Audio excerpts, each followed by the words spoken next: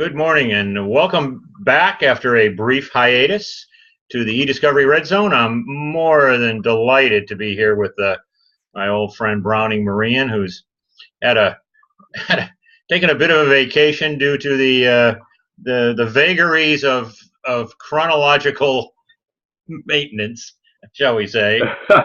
It just sucks getting old, doesn't it, Browning? Not to put too fine a point on it. Well, as my good doctor friend says, it's not for wimps. That's right. Growing old is not for wimps. But you look good, yeah. Feeling well. Hopefully things are progressing. And, thanks. You know, for the 4 or 5 people that will view this in the fullness of time, I can't thank the eDiscovery community enough for really their true and heartfelt outpouring of support and prayers. You know, we sometimes are on the opposite side of cases with folks, and in many cases, they're the people that have reached out in the most touching way. So thanks to the community. Well, that's good to hear. You've been sorely missed at several otherwise incredibly boring conferences that shall remain nameless. But you all know who you are. So hopefully we'll look forward to seeing you in person at ILTA later this summer. Hope you'll be back out and about by then. Well, that's certainly my plan is to show up at ILTA or what's left of me. Yeah. Well, I won't go into the details of the next procedure that you just described to me because really I don't even want to think about it. Well, I will just to give folks some sense. I have now achieved a body image that will allow me to act as a body double for Gollum in the next Lord of the Rings trilogy. They don't need to go to computer graphics. They've got young Browning's body. There you go. Well, in your absence for the last several months, really not much has happened. I'd like to say that all hell has broken loose, but I think the biggest, and it's still plodding its way forward, slouching towards Bethlehem, if you will.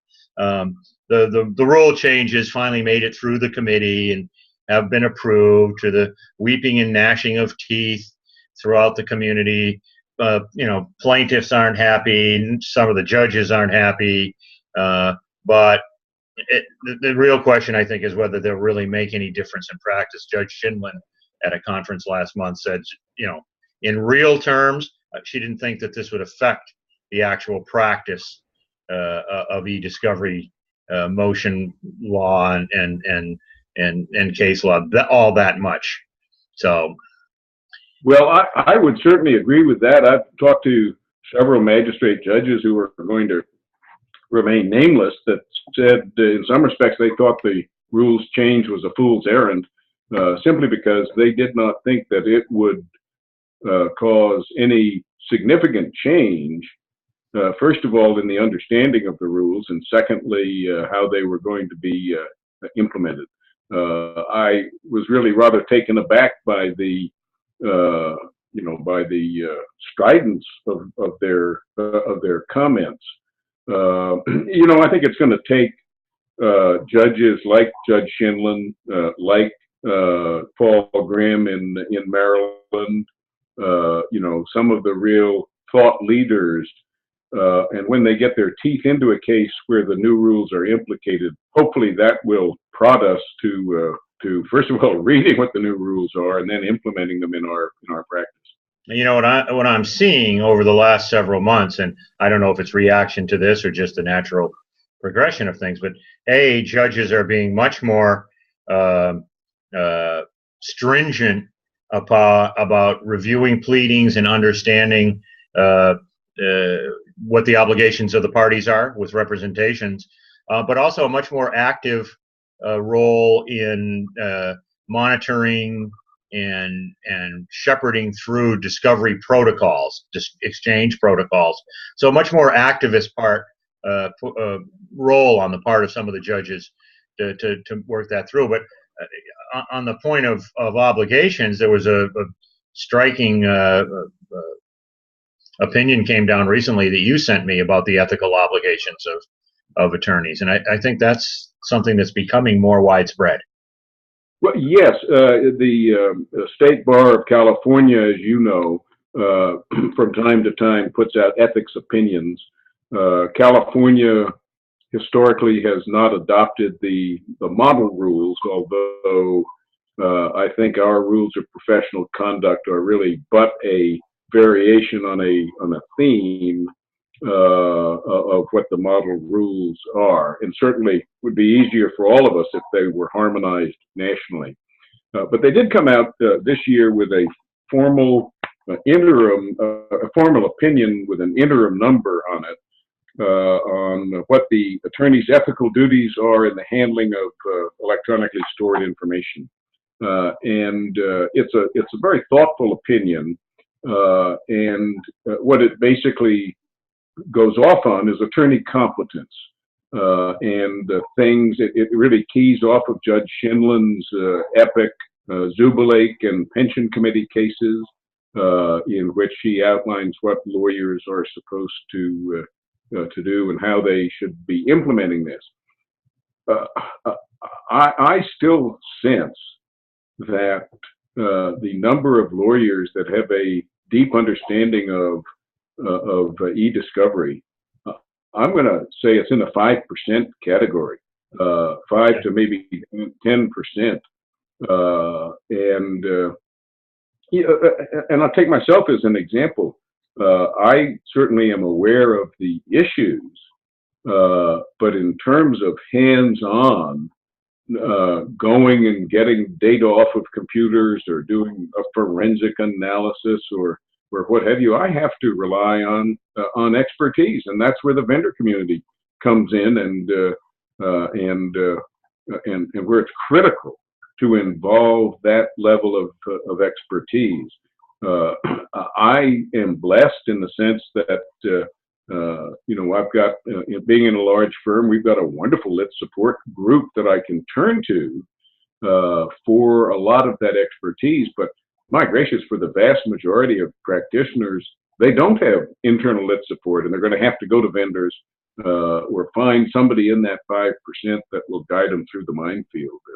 Yeah, and to that point, I think the other trend we've seen develop or continue to develop that ran over into this year was the increased price pressure, price dropping. Firms in general are not happy with per gigabyte pricing. They're looking, as you know, for more specific pricing, something they can really project budget on. So we're seeing a real trend towards all-in or all-inclusive pricing, almost a cafeteria style. If you want for a certain price, you can have X, Y, and Z. And that's becoming more and more widespread. I think we're going to see a lot of that at ILTA by the end of the summer. So you're right. The firms that have in-house expertise are not all that many and rely heavily on consultants and vendors to do this for them. That's a trend I think we'll see continue. Yeah. Going to this issue of competence, I know that you were heavily involved in a recent session at Georgetown. Tell us a little bit about that. And is that a model that you think can be rolled out to a broader audience? Tell us about that. It's a great program, and its greatness, I think, lies in the intensity and the depth of the instruction, but that also makes it difficult to roll out anyplace else. So it's run usually the first week of June every year at the Georgetown Law School by the great folks of their CLE program, headed by Larry Center. Yeah. Judge Fasciola, he's sort of the I hope he doesn't mind this analogy, but he's sort of the General Patton of the group, and he keeps us all in line and moving forward promptly. And then the faculty is really top notch. It's Craig Ball, Judge Fasciola, Maura Grossman, and Mark Sidoti. Then we also do and I pitch in a little bit on the side. I'm basically I'm in charge of ramrodding the coaches for the meet and confer. We split all the students up into teams, and they practice all week, getting together and working on a model pattern of facts that Craig devises to have a meet and confer session on the Friday at the end of the week with another team. It's reviewed, or actually viewed, by a judge. We get 4 sitting judges from the area to come in. Unfortunately, Judge Grimm couldn't make it this year because now that he's a full-time judge, his schedule is really limited. And then we also have coaches who are practitioners and consultants from the DC area who come in and work with them. So in addition to myself and Mark and Maura and Craig, people like Jonathan Redgrave and Patrick Oot come down and help out. Yeah, a couple of pretty good coaches there. So in terms of the hands-on for a group of no more than 50, I think we had 46 this year, it's phenomenal. The problem is, of course, getting people who can dedicate the time. It's a week-long, very intensive. We start on Sunday at noon. We go basically from about 8 to 7 every day, between reading and coaching and exercises that they're working on. So it's an intense time commitment by the attendees. But it's just an invaluable experience because of the hands-on. Rolling it out, I think, is difficult for a number of reasons. A, the time commitment. B, getting those faculty members to leave the Northeast corridor is difficult. You know, I think it would probably be easier to do it twice a year in DC than to try to go someplace else. And we kick it around every year, and the logistics are just against us. But phenomenal experience, and I highly recommend anybody who can get there to do it, of course. What were the demographics of the 46 that attended? Were they lawyers, lit support, mix? It was about 50-50 lawyers and lit support / IT. It was also, I don't have the exact numbers. We're actually doing our debriefing tomorrow, so we'll have the final numbers. But in looking at the attendee list, I would say about a half were government employees, as would be expected, being in DC. So various agencies were represented, from the FTC, the SEC, the FBI. There were a number of different government agencies represented. And then the rest was predominantly private firms, but I would say about 20% were GC as well. So we had some major corporations who were willing to send people. So it was good, and I was also quite pleased. I would say that about 10% were small firms. It wasn't just dominated by the big firm audience. So it got to be a very cohesive group and a lot of good give and take. Interesting. You know, one of the trends that we've talked about in the past is, as more and more companies, organizations bring the eDiscovery process in-house, there's really a growth, I think, of folks. Again, I didn't make CEIC this year, but you know, the folks that are NCASE certified, as you and I know, most of the problems arise early in the process. The hold is an area where people continue to shoot themselves in the foot. Yep. And then making sure that you've preserved broadly, you know, locked it down. Well, I'm thinking that more and more companies are building up that infrastructure because it's just cost prohibitive every time they get a lawsuit, not to turn to the outside. So I think we're getting slowly better in corporate America, where organizations want to have the audit trail. Their IT folks have been appropriately trained. They are NCASE certified, or they've got the skill sets, certification or no, to know how to do that. So I guess the thing that just amazes me, and I know it does you as well, is the glacial rate that this critical skill set is permeating the legal profession. That's what's, I think, most disheartening to me, is that we have people, as you say, who still don't understand their lit hold obligations, who still struggle with the understanding of what is supposed to go on at a meet and confer. And you know, it's not like these rules were just passed last year. They've been around, but you're right. The implementation has been glacial. I would say that I am seeing some small signs of change, and a part of that I think is due to the judges being much more activist. And I think the other part is more widespread use at the state court level. We're seeing more and more state opinions, state implementation. Just last month, I did my yearly Four Corners tour of Louisiana for the Louisiana Bar, along with my buddy Craig Bear, doing the CLE throughout the state, and in each one of the venues, literally around the state, somebody came up to me and it had an ESI question at a state court level. Something that was the first time.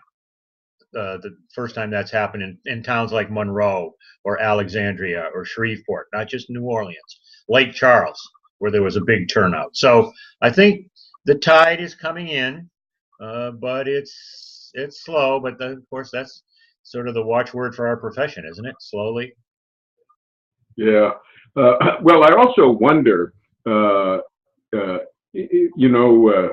Texas, I understand, and I should know with greater specificity, but their domestic relations rules place a great premium on what the former spouse did as a part of the marriage community. And so it's my understanding that lawyers there, because of the economic consequences of knowing what that spouse did, are really going after social media, electronic data, what's on computers and the like. Yeah. Because it makes a huge difference. And so their clients are, and the nature of the practice is forcing them to do it. Yep. I think that's absolutely correct. So we're getting. So one wonders why in civil litigation, you're not also seeing this, where again the body is buried in electronic data. Why it hasn't just flashed over more? I don't know. I mean, in the words of Yelbrenner, it's a puzzlement to me. And I think to judges who are growing increasingly frustrated with that, with not understanding how people can come in front of them and not know the best way to get at this, and hence the growing emphasis on the meet and confer and the exchange protocols. Get it right there, and don't bog the court down with motion practice 6 months, 9 months, a year down the road. Let's get it all out on the table then and get it hashed out. And I think that's starting to bear some fruit. So I think, really, for the coming year, I think ILTA is going to be an interesting conference in terms of what vendors are going to bring to the table. Last year, I was quite surprised how much eDiscovery dominated ILTA, which of course, is for the tech guys at the firms and covers the full range of their duties.